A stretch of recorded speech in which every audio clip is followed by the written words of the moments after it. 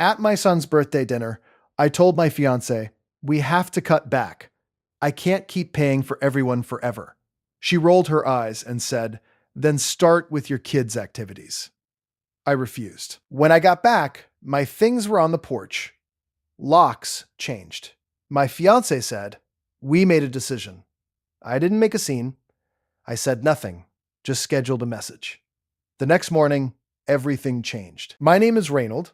I was 39, a welder, and up until that night, I had spent most of my adult life believing that if I worked hard enough, stayed calm enough, and paid enough bills, I could hold a house together by force. I was wrong.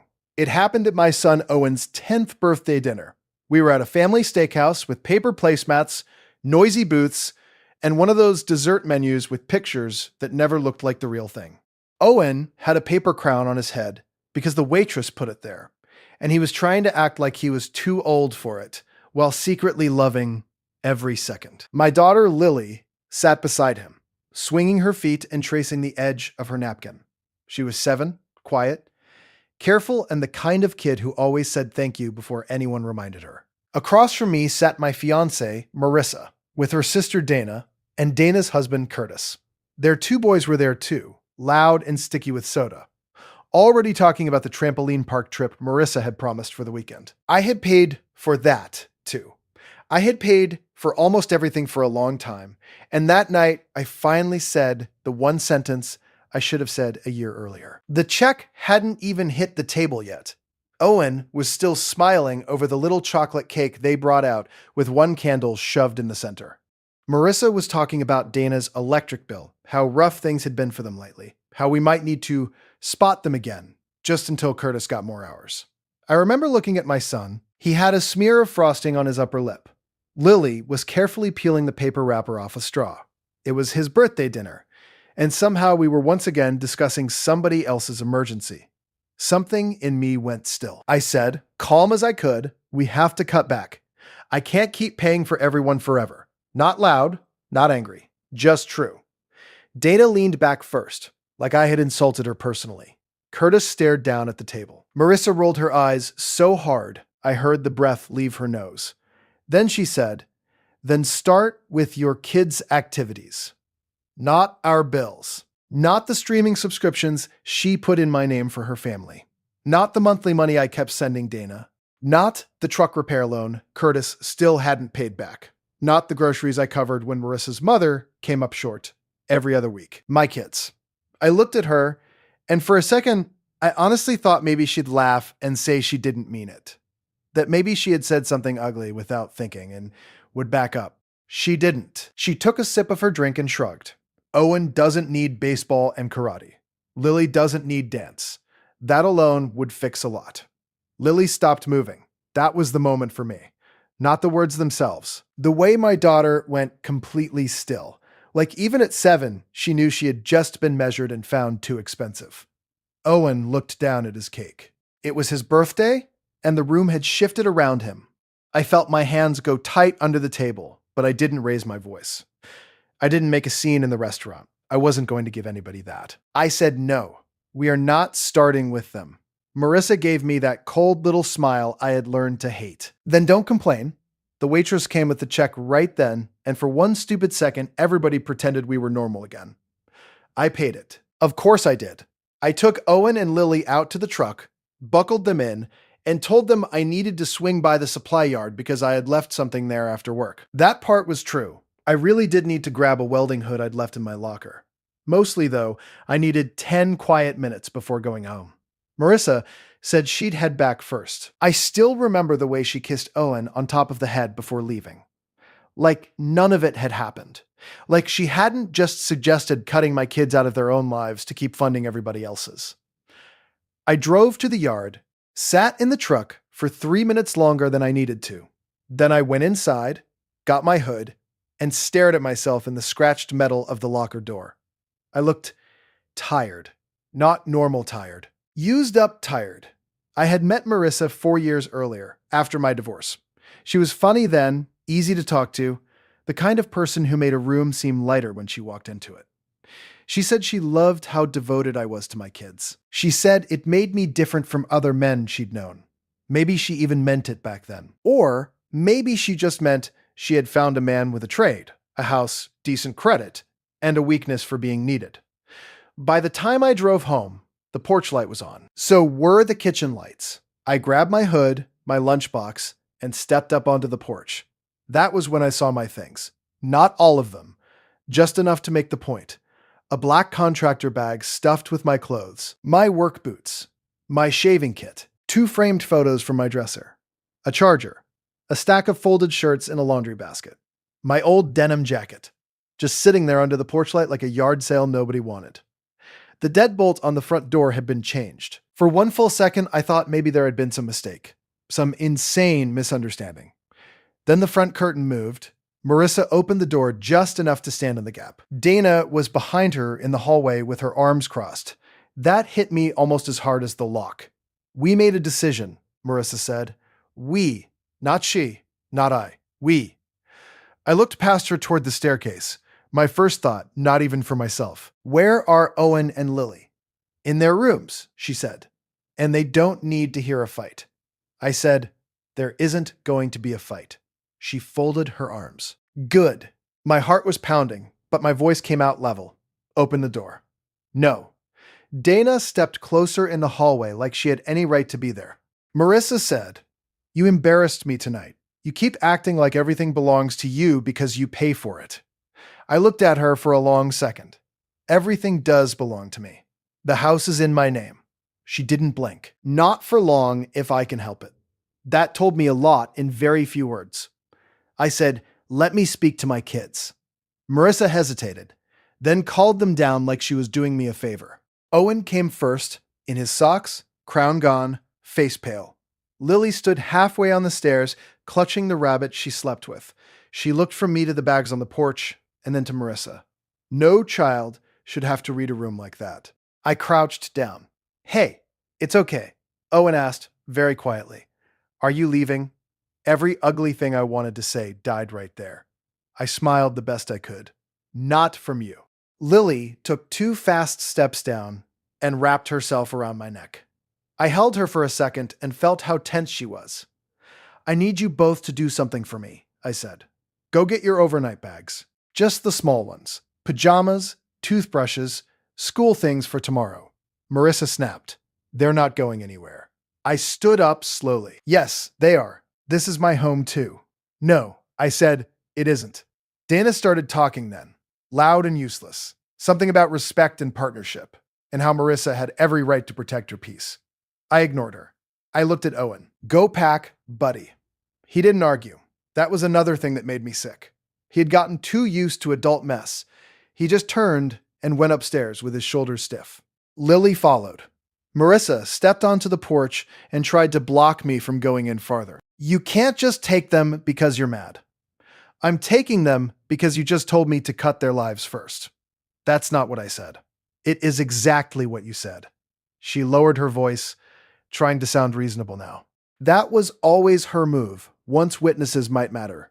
"Reynold, you're being dramatic. We're talking about tightening the budget by taking things from my children while your sister sits in my house." Dana said, "Watch your tone." I finally looked at her. "You should not be in this conversation at all." She actually laughed, which was a mistake. Because in that second, the whole pattern lined up so clearly, I almost felt stupid for needing so long to see it. Dana and Curtis had been in transition for 18 months. That transition included me covering 3 rent gaps, 1 transmission repair, 2 overdue utility bills, school clothes for their boys, and 1 weekend cabin deposit for a family reset they never paid me back for. Marissa's mother had a prescription crisis every few weeks that somehow cost exactly $180 each time. Curtis borrowed my trailer and returned it with a cracked light. Dana used my warehouse club card like it was a public service, and every time I slowed down even a little, Marissa told me family helped family. Funny how that only ever flowed one direction. The kids came down with their bags. Owen had packed for Lily too. That alone nearly broke me. I took both bags and said, "Shoes on." Marissa moved in front of the door. "If you walk away over this, don't expect things to be the same." I said, They already aren't. I loaded the kids into the truck. I picked up the laundry basket and contractor bag and shoved them in the back. I didn't slam anything. I didn't curse. I didn't threaten anybody. I just drove. We stayed that night at my friend Nate's place. He had a finished basement, a couch that folded out, and enough sense not to ask too many questions while the kids were awake. He ordered pizza at 10:30 at night because Owen whispered he was still hungry after not touching much at dinner.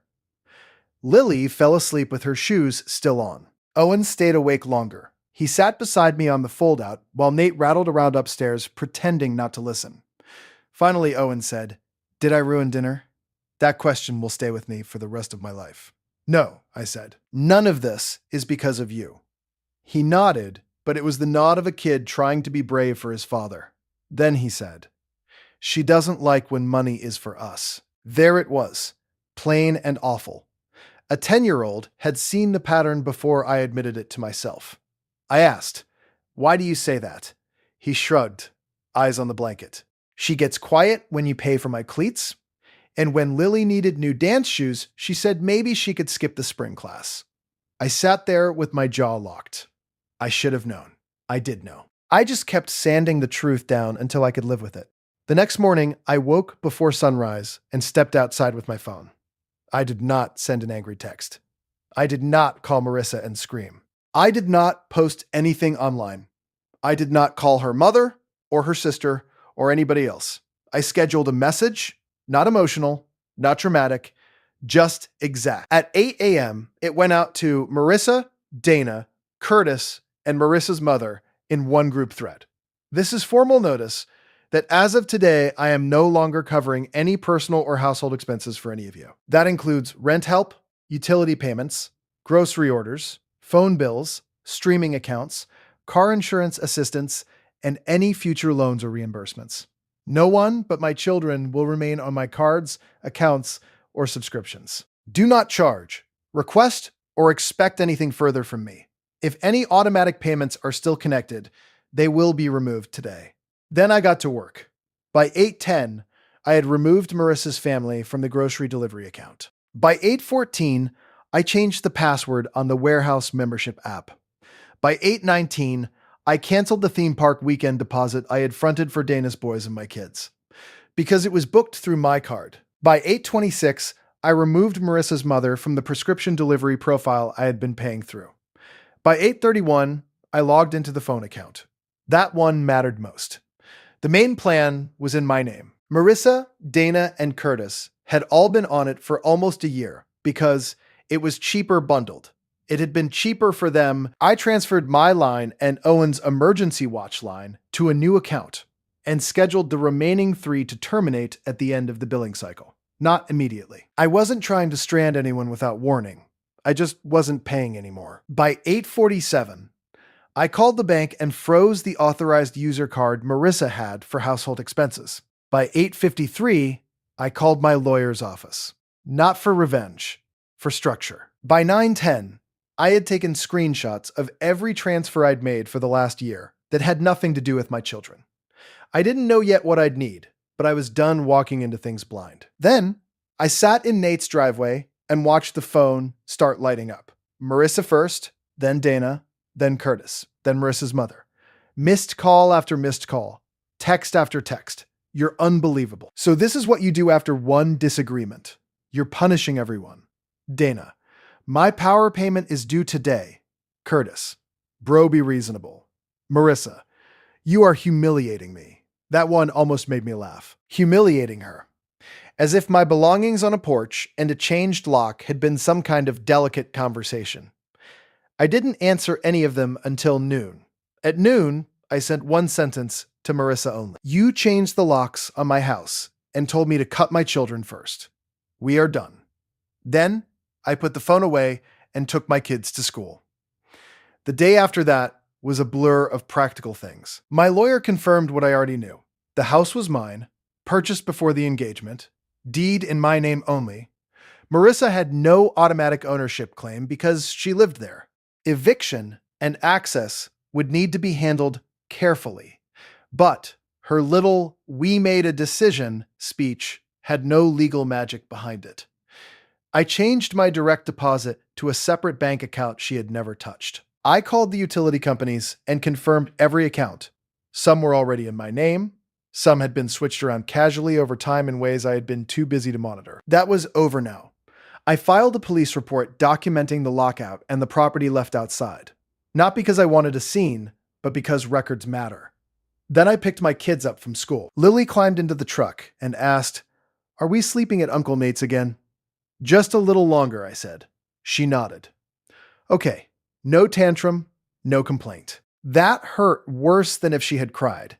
Kids should not adapt that fast to instability. That evening, my sister called. My actual sister, Tessa. We hadn't always been close, mostly because life got busy, and she lived 40 minutes out with her wife and twin girls. But she had a way of getting to the point. She said, "I heard some version from Marissa. I'm assuming the truth is worse." It is. You and the kids can come here. That was it. No lecture, no suspicion, no both sides. I nearly said no out of habit, out of pride, out of that stupid male reflex to handle everything alone. Instead, I said, "Thank you." So we packed up from Nate's and went to Tessa's place. The twins gave Lily one of their blankets and acted like it was a ceremony. Owen was awkward for the first 10 minutes, and then disappeared into the den with a board game and Tessa's wife, Carmen, who understood boys without forcing them to talk. That first night at Tessa's, after the kids were asleep, I told her everything. Or tried to. Every number I said out loud sounded worse than it had in my head. 700 for Dana's overdue rent. 320 for Curtis's tires. 180 here, 96 there. 200 for school pictures. 150 for groceries. A $400 short-term loan that vanished into silence. The family water park weekend. 1,100 with tickets. Christmas gifts I bought from all of us last year. Nearly 2,000. The couch Marissa insisted her mother needed after that awful back flare-up, financed on my card. Tessa just stared at me. Then she said very softly, "They were feeding off your guilt." I rubbed my face. "Maybe." "No," she said. "Not maybe. They figured out you would do anything to keep peace around your kids. So they made every demand sound urgent and every boundary sound cruel." That landed hard because it was true. Marissa had learned early that the fastest way to move me was to frame it like generosity, family, stability, home. She knew I took pride in being reliable. She knew my own father had been inconsistent and broke half my childhood, and I had built my whole adult life around not being him. So every time she wanted me to cover something ugly, she wrapped it in language I couldn't ignore. A good man helps. A real family doesn't keep score. Kids are watching how you show up. She used my values as a pry bar, and I let her. 3 days after the lockout, I went back to the house with my lawyer's advice in hand and a police escort arranged just to keep things clean. Tessa stayed with the kids. Marissa acted shocked that I had taken it this far. That phrase. People love that phrase when they are finally facing consequences. There were throw pillows on my sofa I hadn't bought. Dana's boys' shoes by the door. Curtis's tackle box by the hall closet. It looked less like my home and more like a camp that had formed around my paycheck. I stood in my own living room and felt strangely calm. The officer was polite. My lawyer's paralegal was on speaker. Marissa tried tears, then anger, then softness. "Reynold, can we not do this in front of strangers? We are doing this because of what you did in front of my children." She winced at that. Maybe because it was true. Maybe because the officer heard it. I gathered the essentials first. My documents. The kids' birth certificates, school forms, passports, insurance papers, my tools, the deed file, tax folders, my laptop, the small safe from the bedroom closet. Marissa stood there with her arms wrapped around herself. "So that's it? You're just destroying us?" I said, "No, I'm separating from you. There's a difference. What about all the plans we made?" I looked at her. Those plans always seemed to cost me and my kids first. She had no answer to that. Dana showed up midway through, which would have almost been funny if I wasn't so tired. She came in hot, voice raised, talking about loyalty and how I had blindsided everyone. and her boys had been crying because the trampoline park weekend got canceled. I said, "I'm sorry they were disappointed." She stared at me, waiting for more. There wasn't more. Not every disappointment deserves rescue. That was new for me. She switched tactics fast. "You know we were counting on that utility payment." I said, "I know." "Then how can you just stop?" "Because my daughter froze at a dinner table when your sister told me to start with my kids. Because my son already understands too much about adult selfishness. Because I am done financing people who see my children as the first place to cut." But what I said out loud was simpler. "I'm not your backup bank." The room went quiet. Dana laughed once, sharp and ugly. "Wow, so that's who you are now." "No," I said. "That's who I should have been sooner." I moved back into the house 2 weeks later, not because everything was settled emotionally. It wasn't. But Marissa had gone to stay with her mother after the lawyer's notice. And once the legal steps were clear, I brought the kids home. The first thing Lily asked when she walked in was, "Is it ours again?" I swallowed hard and said, "Yes." She nodded and ran her fingers along the kitchen counter like she was checking whether it was real. Owen went to his room and stood there for a minute, looking at everything. Not smiling, just taking inventory. Kids do that after instability. They learn to scan. That night, I ordered takeout, and the three of us ate on the living room floor because I hadn't put the dining chairs back where I wanted them yet. Halfway through his fries, Owen asked, "Are baseball and karate staying?" I looked right at him. "Yes," Lily asked. "And dance?" "Yes." That was when both of them relaxed. Not all the way, but enough that I noticed. It shamed me a little how much reassurance they needed over things that should never have been on the table. Marissa kept texting for a while, sometimes angry, sometimes sentimental, sometimes trying to sound practical, asking if I could just cover one last thing because her mother was short, or Dana was behind, or the phone bill had gone through, and wasn't that partly my responsibility too? I stopped reading after a point. My lawyer handled what needed handling. I answered only when it involved retrieving specific property or formal matters. The rest of it, I met with silence. Silence can do what arguments never do. It forces people to stand in the shape of what they've done. A month later, Owen had his first baseball game of the season. It was cold enough that parents kept hands wrapped around paper coffee cups, and the grass still looked winter thin in patches. He was nervous. I could tell by the way he kept tightening and retightening the Velcro on his batting gloves. Lily had dance that afternoon, so Tessa brought her later in her recital bun, still in leggings under a coat. She came running over to the fence and waved at Owen like he was in the major leagues. He grinned, a real grin. The kind I hadn't seen much since that birthday dinner. He struck out his first at bat and looked crushed for exactly 10 seconds. Then he shook it off. Next time up, he knocked a grounder into the outfield and made it to first. When he looked toward the stands, I was already on my feet. So was Lily. So were Tessa and Carmen and the twins. That mattered. Not because it was dramatic, because it was steady. Later that evening, after dance, Lily sat on the kitchen counter eating apple slices while I fixed one of the cabinet hinges Marissa had always said we'd get around to. Lily asked, "Are we still a family?" Kids asked the cleanest questions. I set the screwdriver down and turned toward her. "We are," I said. "What about Marissa?" I chose my words carefully. Sometimes grown-ups make choices that mean they can't live together anymore. Because she was mean about dance? I let out a breath. Because she wanted things that would hurt you and Owen, and I should have stopped that sooner. Lily nodded like that made sense. Maybe it did. Children understand fairness before adults ruin it with justifications. Then she held out an apple slice to me and said, "You can have this one." I took it. That was her way. Quiet little gifts. The real fallout came in waves. First, Marissa's mother left me a voicemail saying I had abandoned a woman who stood by me.